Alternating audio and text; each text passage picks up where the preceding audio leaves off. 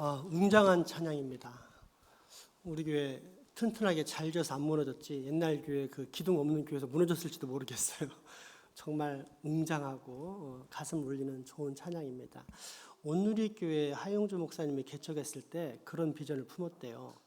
교회마다 여자들이 많대요. 여자들은 저절로 믿음이 좋아지나 봐요. 근데 남자들은 없는 거예요. 어느 교회나. 그래서 하용주 목사님이 생각하기를 나는 남자를 세우는 교회를 만들겠다 해서 12명의 남자들과 제자훈련을 통해 세운 교회가 현재 10,000명이 넘는 온누리교회입니다. 똑같은 비전을 제가 가지고 있습니다. 저는 여자는 그렇게 많이 신경을 못 쓰는데도 저절로 늘어나는 거 보면 확실히 여자들이 믿음이 좋은 것 같아요.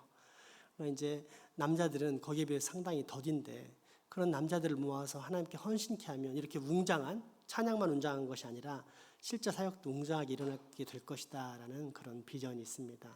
그런 비전의 씨앗인 안드레가 오늘 찬양을 했는데 큰 격려와 함께 우리 기둥이 꼭 되어달라고 큰 박수 한번 보내도록 하겠습니다.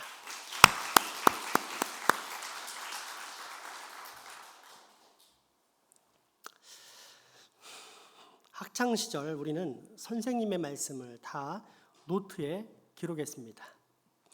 잘 기록해야만 시험 공부에 도움이 되고 나아가 장차 진학 또는 취업의 성공을 가져올 수 있기 때문입니다. 따라서 기록이란 단순히 필기가 아닌 미래를 위한 대비입니다. 신앙의 기록도 마찬가지입니다. 살다 보면 종종 찾아오는 환난과 핍박 또는 무기력감과 좌절감으로 낙심에 빠지게 됩니다. 이때 옛날에 기록했던 설교나 말씀 묵상을 살펴보면 다시 큰 힘을 얻게 되는데 오늘 본문은 바로 이러한 기록의 중요성을 보여주는 장면입니다. 예루살렘 수문 앞 광장에서 말씀의 부흥을 경험한 이스라엘 백성들은 이제 그들의 결심, 다시 하나님을 떠나 살지 않겠다, 다시는 하나님을 슬프게 하지 않겠다라는 결심을 문서로 기록하면서 서명을 하기 시작합니다. 느헤미야 9장 전체는 계속 긍휼과 인내의 은혜를 베푸신 하나님께 이스라엘 백성들이 어떻게 하나님의 기대를 저버리고 지속적으로 범죄했었는지를 참회하는 내용들이 나옵니다. 그리고 다시는 이런 불순종의 삶을 살지 않겠다고 결심하면서 이런 결심을 문서화하여 기록으로 남기자는 합의에 도달합니다. 이때 민족의 지도자 84인이 이 문서에 서명을 하는데 이어지는 느헤미야 10장은 바로 이 서명자들의 이름, 명단으로 시작합니다. 1절에는 대표로 예루살렘 총독 느헤미야와 부총독 또는 비서실장격에 속하는 시드기야가 서명을 하고 2절에서 8절까지는 21명의 제사장들이 서명하는 장면이 나옵니다. 또 9절에서 13절까지는 17명의 레위족 대표들이 서명을 하고 14절 이하 27절까지는 일반 백성의 지도자들, 족장들, 두령들이 44명이 서명을 하는 장면을 볼 수 있습니다. 이 역사적 문서의 내용은 어떤 것이었을까요? 부흥을 체험한 주의 백성들이 결심한 후 문서로까지 남긴 새 삶의 내용은 과연 무엇이었을까요? 첫째, 하나님의 말씀을 지켜 순종하겠다는 결심이었습니다. 29절의 말씀 함께 읽겠습니다. 스스로 맹세하기를 우리가 하나님의 종 모세를 통하여 주신 하나님의 율법을 따라 우리 주 여호와의 모든 계명과 규례와 율례를 지켜 행하여 아멘. 하나님의 율법은 넓게 보자면 하나님의 말씀이란 뜻으로 하나님의 백성이라면 당연히 지켜야만 하는 삶의 기준을 말합니다. 그래서 말씀은 하나님의 법이라고도 불립니다. 그리고 여기에서 성경적인 죄의 개념이 나오는데 죄란 뭐냐? 바로 이 법을 지키지 않는 것입니다. 그러니까 죄란 말의 본래 의미는 우리가 상식적으로 알고 있는 어떤 큰 잘못을 저지르다 또는 매우 나쁜 짓을 하다가 아닌 맞추어야 할 표적에서 벗어나다, 당연히 지켜야 할 기준에서 어긋난 삶을 산다, 이것입니다. 다시 말해 원래 가야 할 길, 하나님의 백성으로서 당연히 지켜야 할 삶의 기준, 곧 하나님의 법을 지키지 않으면 그게 죄라는 것입니다. 예루살렘 수문 앞에서 말씀의 부흥이 일어났을 때 이스라엘 백성들은 바로 이 죄를 자복하고 회개했습니다. 느헤미야 9장 26절에 보면 그들이 순종하지 아니하고 주를 거역하며 주의 율법을 등지고, 그들이 거짓말하고 도둑질하고 살인하고 간음하고 이런 죄를 기록하지 않습니다. 그들이 순종하지 아니하고 주를 거역하고 주의 율법, 주의 말씀을 등지며 이런 것들을 회개하는 장면이 나옵니다. 느헤미야 9장 34절에 35절은 우리가 주의 율법을 지키지 아니하며 주의 명령과 주께서 그들에게 경계하신 말씀을 순종하지 아니한 것을 회개한다는 고백이 나옵니다. 우리가 현재 살고 있는 이 시대를 가르쳐 포스트 모던 세계라고 합니다. 포스트 모더니즘 시대의 가장 큰 특징은 절대적 권위 또는 분명한 삶의 기준을 거부하는 것입니다. 그래서 더 이상 절대적 진리나 객관적 표준이란 것은 존재하지 않습니다. 대신 상대적 진리, 주관적 기준이 활개를 칩니다. 모든 것은 상대적이고 주관적이라는 생각, 쉽게 말해 남이 뭐라 하든 말든 심지어 성경이 뭐라고 가르치든 그건 별 중요한 게 아니야. 내가 어떻게 생각하느냐, 어떻게 느끼느냐, 내 마음에 어떻게 와닿느냐가 가장 중요한 것이다 라는 판단이 현대인들의 정신세계를 사로잡고 있는 것입니다. 때문에 오늘날의 사람들, 특별히 청소년들, 가면 갈수록 어려지는 세대들은 더 이상 계율에 얽매이기보다는 내 마음대로 살겠다는 형태의 삶의 양식을 보입니다. 더 적나라하게 표현하자면 기성세대처럼 어떤 틀에 맞춰, 그러니까 내 본능을 가로막고 있는 어떤 통제에 순응하며 살아가기보다는 내 본능, 내 마음, 나의 느낌을 따라 내가 원하는 것을 마음껏 즐기며 살겠다는 삶의 방식입니다. 이것이 진정한 자유라고 생각하기 때문입니다. 그런데 이러한 삶의 방식을 추구한 현대인의 결과가 어떤 것일까요? 지난 수십 년간 어떤 일이 크게 발생하고 증가했을까요? 가정 파괴, 동성연애, 집단 이기주의, 무정부적 사회 혼란, 반항과 대립, 파괴의 문화라고 일컫는 아방가르드, 관능과 퇴폐, 쇠락의 문화를 탐닉하는 데카당스, 무분별한 쾌락 추구와 방황, 그리고 이 방황의 끝에서 만나는 온갖 중독인 알코올, 마약, 성, 포르노, 도박, 인터넷 게임, 쇼핑 등과 또 마치 악순환처럼 이로 인해 다다르게 되는 각종 우울증과 자살률의 증가입니다. 절대적 기준이 무너지면 자유로워지는 것이 아니라 결국 죄악이라는 어둠의 덫에 사로잡혀 발버둥 치다가 영원한 사망에 이를 수밖에 없다라는 사실을 확인하게 됩니다. 그러나 부흥을 체험하면 다시 하나님의 말씀 앞에 섭니다. 이 말씀을 붙들며 살겠다고 고백하게 됩니다.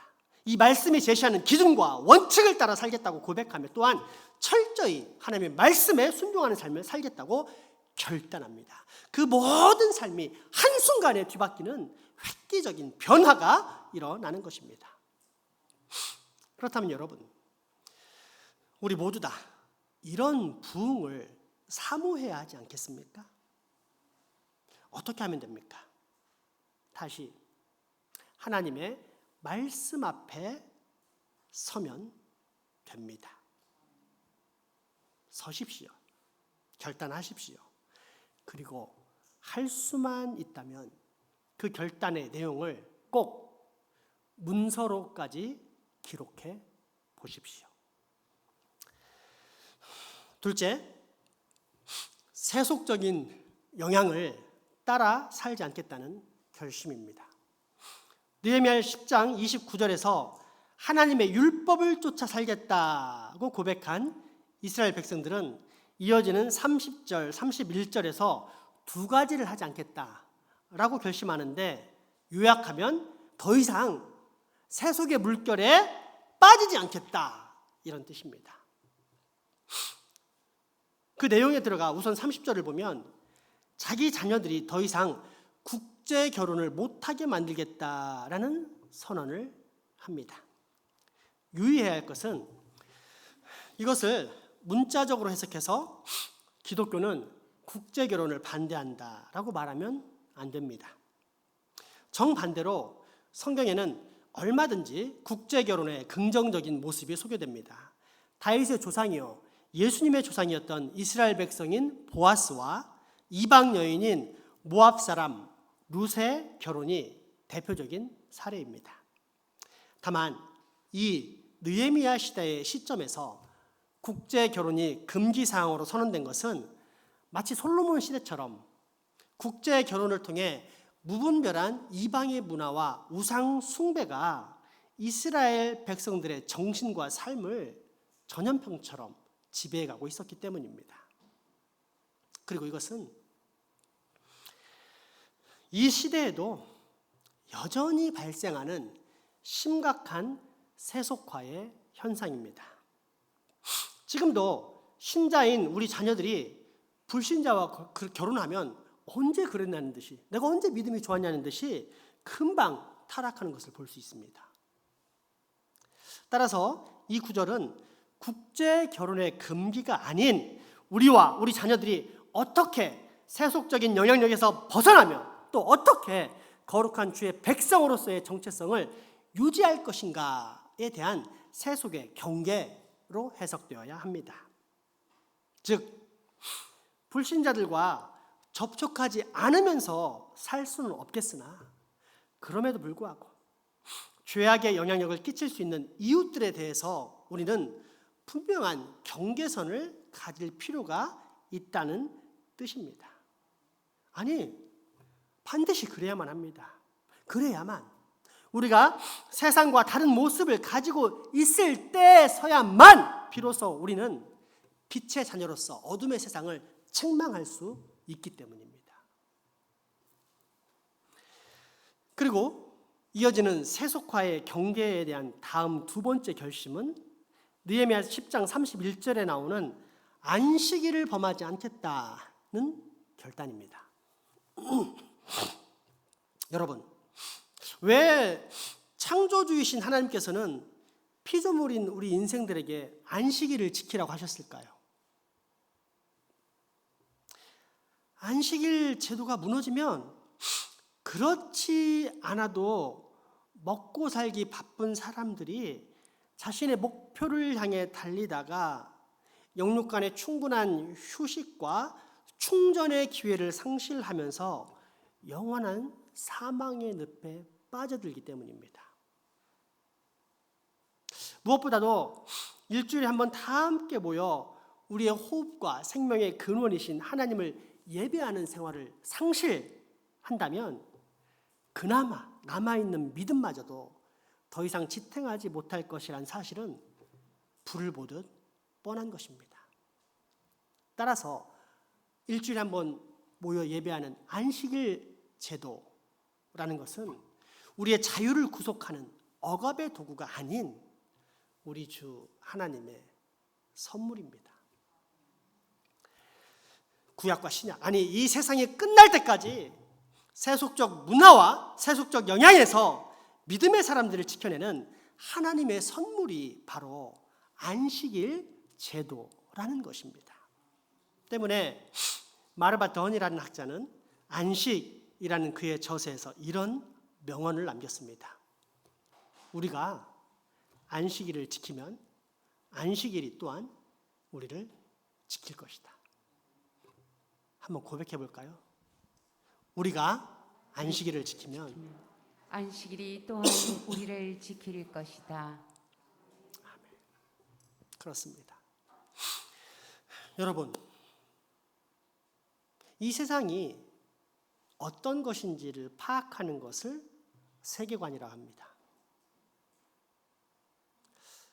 우리는 어떤 세계관을 가지고 있어야 될까요? 이 세상은 놀이터입니다. 창조주이신 하나님께서 우리 인생들에게 생육하고 번성하며 마음껏 뛰어놀라고 주신 하나님의 사랑의 놀이터입니다. 그리고 저녁이 되면 언제나 집으로 돌아가는 아이들처럼 우리 역시 항상 하나님께로 돌아가야만 하는 저녁이 있는데 그 저녁 시간이 바로 안식일입니다. 그런데 만약 노는 게 좋아서 계속 놀다가 집으로 돌아가기를 잊어버리면 어떻게 됩니까? 미아가 됩니다.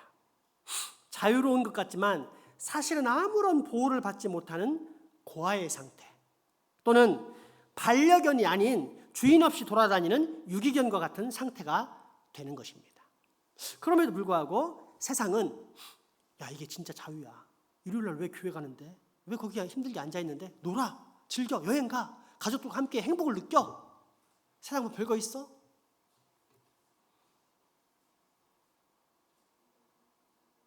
이것이 진정한 자유라는 달콤한 거짓말을 쏟아냅니다.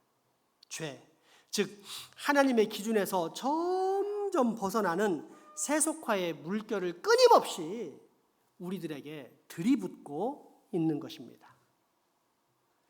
그러므로 여러분, 우리는 이러한 사탄의 속삭임을 분별할 수 있어야 합니다. 세속의 영향을 차단하며 거부할 수 있어야 합니다. 안식일을 반드시 지키겠다는 거룩한 서원을 해야 합니다. 그리고 이런 결심을 잘 지키기 위해서라도 분명한 문서로 기록할 필요가 있습니다. 나는 2021년 12월 5일 오늘 밤부터 앞으로 반드시 안식일을 지키겠습니다 라고 기록할 필요가 있다는 것입니다. 어떻습니까, 여러분? 우리도 이스라엘 백성들처럼 이런 결심을 문서로 한번 남겨야 하지 않겠습니까? 마지막 셋째, 하나님의 사역을 힘써 지원하겠다는 자세입니다. 이것은 느헤미야 10장 32절부터 39절까지에 나오는 내용의 말씀인데 여기에서 제일 많이 나오는 단어는 두 가지입니다. 하나는 하나님의 전, 성전이라는 단어요. 또 다른 하나는 11조라는 단어입니다. 그중 35절에서 39절까지의 말씀만 봉독할 때 한번 잘 살펴보시기 바랍니다. 읽겠습니다. 해마다 우리 토지 소산의 만물과 각종 과목의 첫 열매를 여호와의 전에 드리기로 하였고 또 우리의 맏아들들과 가축의 처음 난 것과 소와 양의 처음 난 것을 율법에 기록한 대로 우리 하나님의 전으로 가져다가 우리 하나님의 전에서 섬기는 제사장들에게 주고 또 처음 익은 밀의 가루와 거제물과 각종 과목의 열매와 새 포도주와 기름을 제사장들에게로 가져다가 우리 하나님의 전의 여러 방에 두고 또 우리 산물의 11조를 레위 사람들에게 주리라 하였나니 이 레위 사람들은 우리의 성읍에서 산물의 11조를 받는 자임이며 레위 사람들이 11조를 받을 때에는 아론의 자손 제사장 한 사람이 함께 있을 것이요 레위 사람들은 그 11조의 10분의 1을 가져다가 우리 하나님의 전 곳간의 여러 방에 두되 곧 이스라엘 자손과 레위 자손이 거제로 드린 곡식과 새 포도주와 기름을 가져다가 성소의 그릇들을 두는 골방 곧 섬기는 제사장들과 문지기들과 노래하는 자들이 있는 골방에 둘 것이라. 그리하여 우리가 우리 하나님의 전을 버려두지 아니하리라. 아멘. 아멘. 이처럼 자주 언급되는 두 가지 하나님의 전과 11조는 무슨 상관이 있을까요? 구약시대 하나님의 성전은 하나님 사역의 핵심적인 주체였습니다. 때문에 느헤미야 당시에 바벨론 포로 생활에서 돌아온 이스라엘 백성들이 가장 먼저 한 일도 하나님의 성전을 짓는 일이었습니다. 그러나 성전만 지었을 뿐 생활이 어렵다는 구실로 11조를 등한시합니다. 때문에 성전의 관리는 엉망이었고 레위인과 제사장들은 경제적 지원을 받지 못함으로 인해 성전을 떠나 생활전선에 뛰어드는 일이 부지기수였습니다. 그러다 보니 이제는 성전을 관리할 사람을 찾는 일조차 쉽지 않아 성전은 더욱더 황폐해져 가는 악순환이 계속해서 반복되고 있던 것이 느헤미야 시대 때의 일입니다. 그런데 이러한 때 이스라엘 백성들이 말씀의 부흥을 체험하자 그들이 제일 먼저 결심한 것이 주의 성전을 위한 11조의 실천이었다는 사실입니다. 다시 한번 느헤미야 10장 35, 6절을 읽어보겠습니다. 해마다 우리 토지 소산의 만물과 각종 과목의 첫 열매를 여호와의 전에 드리기로 하였고 또 우리의 맏아들들과 가축의 처음 난 것과 소와 양의 처음 난 것을 율법에 기록한 대로 우리 하나님의 전으로 가져다가 우리 하나님의 전에서 섬기는 제사장들에게 주고 아멘. 말씀에 부흥을 경험하고 나니까 갑자기 삶의 여유도 생겨서 그러니까 소위 말해 복을 듬뿍 받아서 그렇게 바치기로 작정한 것입니까? 아닙니다. 삶은 전혀 변화가 없었습니다. 그러나 내 인생에 있어서 가장 중요했던 것, 하지만 지금까지 소홀하게 대하여 왔던 부분, 곧 하나님의 성전을 세우는 일에 이제는 내 삶의 모든 우선순위를 주겠다라는 결단을 비로소 하게 된 것입니다. 심지어는 이것이 최대의 헌신이 아닌 최소한의 헌신으로 여기기까지 했다는 것입니다. 왜냐하면 이 당시에 사실상 구약시대 정상적인 믿음 생활을 하는 이스라엘 백성들이 드린 모든 11조는 즉 레위인 지원에 사용하는 11조에 3년에 한 번씩 드리는 구제 11조 및 각종 11조 감사헌금 등등을 다 합치면 실제로는 수입의 23%를 하나님 사역을 지원하는 일에 헌신하고 있었기 때문입니다.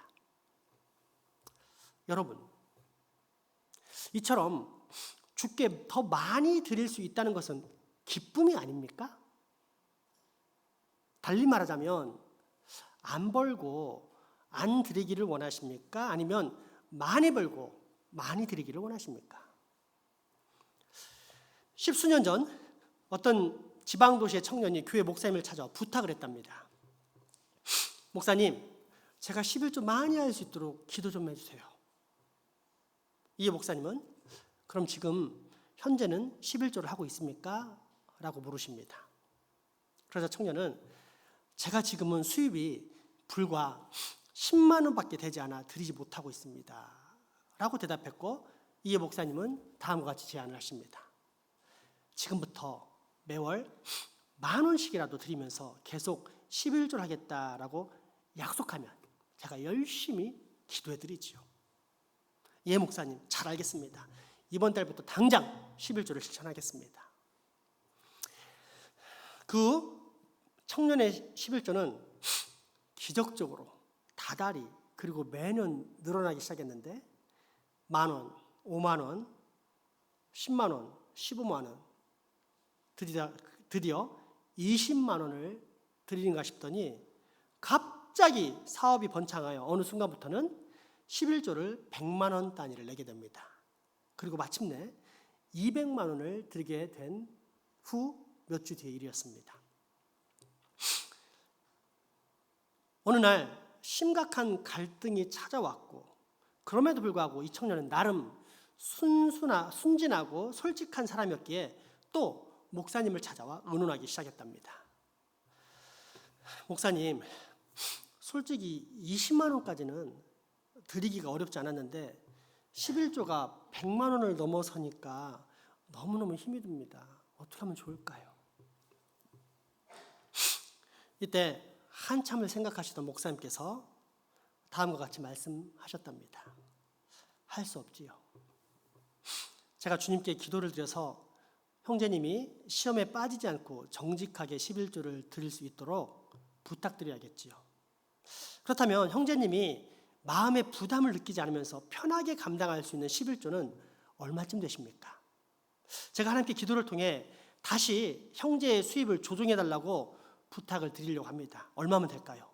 매월 한 10만 원 정도면 부담이 없겠습니까?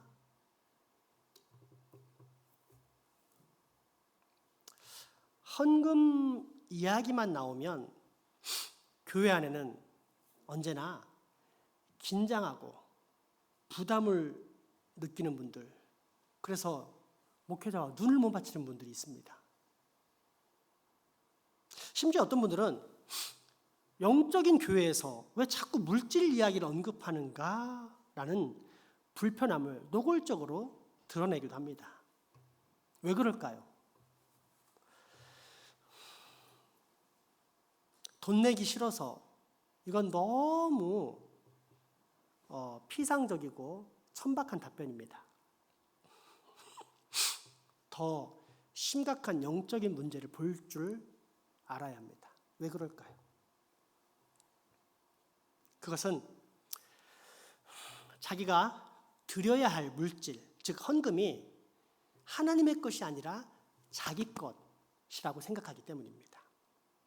하나님의 것이다 라는 생각이 들면 하나님께 드리는 것이 당연할 뿐더러 아깝지가 않을 텐데, 하나님의 것이 아니라 자기 것이라는 생각이 있기에 그처럼 언제나 돈을 떠나보내는 것이 불편하고 괴로운 것입니다. 때문에 그런 이들은 할 수만 있으면 온갖 명목을 갖다 붙이면서 헌금을 적게 하려고 합니다. 심지어 매월 반복적인 거짓말로 헌금의 액수를 변개합니다. 느헤미야 시대, 말라기 시대에 발생했던 똑같은 일들이 여전히 현대의 교회들에서 일어나고 있는 것입니다. 그렇게 20세기 초 영국의 유명한 설교자 조지 캠벨 몰간 목사는 이런 말씀을 남깁니다. 11조라는 돈이나 곡식 헌금은 물질적인 것이지만 이 헌금의 배후에 있는 헌신은 영적인 것이다. 우리의 물질적인 헌금은 바로 영적인 헌신의 표현이다. 헌신 없이 헌금은 가능하지 않으며 헌금으로 표현될 수 없는 헌신은 위선이다. 저는 돈은 없지만 열심히 교회 봉사를 하겠습니다 라면서 돈을 아끼는 사람은 진짜 없어서 아끼는 것인지, 이 목사님이 하신 말씀 때문에 그런 건지 한 번쯤 고민해 볼 필요가 있습니다. 한번 실제로 우리 고백해 볼까요? 다 같이 읽겠습니다. 시작. 11조라는 돈이나 곡식 헌금은 물질적인 것이지만 이 헌금의 배후에 있는 헌신은 영적인 것이다.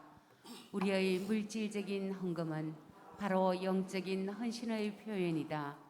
헌신 없이 헌금은 가능하지 않으며 헌금으로 표현될 수 없는 헌신은 위선이다. 여러분, 우리 교회는 복받은 교회입니다. 왠지 아십니까? 지난 5년간 하나님이 당신의 영광을 위해서 직접 열심을 내셔 우리 교회를 이제까지 이끌어 오셨기 때문입니다. 이런 교회가 없습니다. 그런데 여러분, 이런 하나님의 사역이 더 힘차게 일어나는 부흥을 보고 싶으십니까? 그렇다면 누군가가 헌신을 시작해야 합니다. 하나님의 사역을 힘써 지원하면서 자기 자신까지 드리는 헌신을 통해 하나님의 나라는 확장되기 때문입니다. 즉 하나님의 나라는 결코 우연히 발성되고 확장되는 것이 아니라 누군가의 피땀이 떨구어지는 헌신이라는 영혼의 씨앗을 통해 발생하는 것입니다. 분당의 어떤 교회에서 적지 않은 헌금을 드린 노 집사님이 있었습니다. 목사님께서는 그 성도가 워낙 연로하신 분, 오늘 내일 하신 분이라 혹여라도 자식들과 상의 없이 드린 침해성 헌금일까 봐 걱정이 돼요. 얼른 그 가정을 신방합니다. 헌금 액수가 수억이 아닙니다. 그 이상의 액수였습니다. 그런데 멀쩡하십니다. 집사님, 쉽지 않은 결정이었을 텐데 어떻게 그런 헌신을 하셨습니까? 예, 목사님, 저는 저의 부모님이 보여주신 모범을 따라 그렇게 한 것입니다. 우리 부모님이 날마다 주의 성전을 위해서 바치는 장로님이셨습니다. 저는 이 부분에 대해서 되게 감동을 받으면서 되게 행복한 면도 있습니다. 왜냐하면 이번 추수감사 때 우리 아들, 딸들이 온갖 자기 용돈을 다 모아서 추수감사헌금을 한 겁니다. 매달 드리는 주일헌금 우리가 마련해 주는 건데 이 아이들이 추수감사절을 헌금을 자기 돈을 모아서 한 걸 보면서 와, 정말 본이 된다는 게 이렇게 중요하구나 그걸 깨달았습니다. 아쉬운 건 다 드렸으니까 나한테 달라는 겁니다. 제가 그랬으면 하나님께 받아라 하고는 주지 않았습니다. 그런데 이처럼 부모의 본도 중요하지만 자식의 협조도 중요합니다. 이 노 집사님이 한마디 더 붙여 이런 설명을 하시더랍니다. 하지만 만약에라도 저희 자녀들이 반대했다면 결코 헌금을 못했을 것입니다. 그런데 제 마음을 알게 된 아이들이 이렇게 말하는 것이었습니다. 아버지, 마땅히 그렇게 하셔야 합니다. 마음 변하기 전에 얼른 하세요. 우리들 욕심내기 전에 얼른 하세요. 그래서 제가 이렇게 헌금을 할 수 있게 된 것입니다. 이때 목사님의 입술에서 저절로 이런 고백이 나왔다고 합니다. 야, 복받은 가정이구나. 하나님이 어떻게 이런 가정을, 이런 자녀를 축복하시지 않겠는가?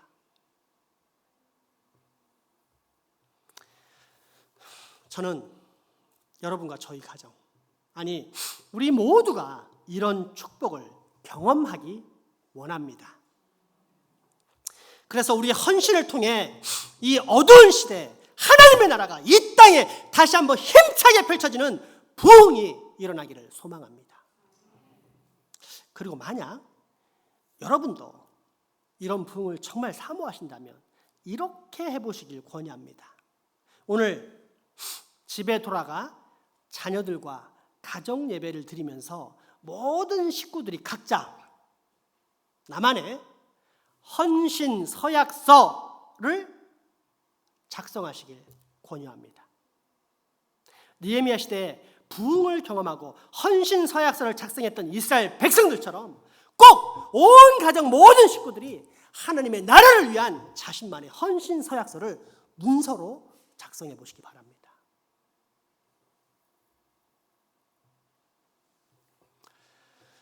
그리고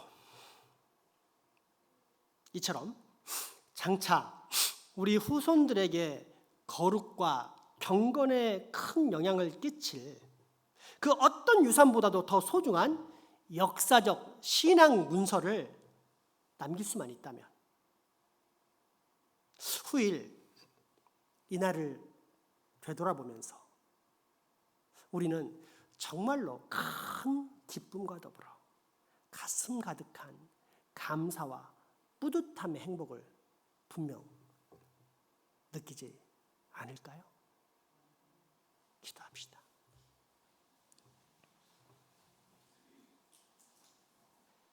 지금까지 우리를 지키시고 인도하신 사랑과 은혜의 하나님, 오늘 우리로 생명의 양식을 취하게 하시니 감사합니다.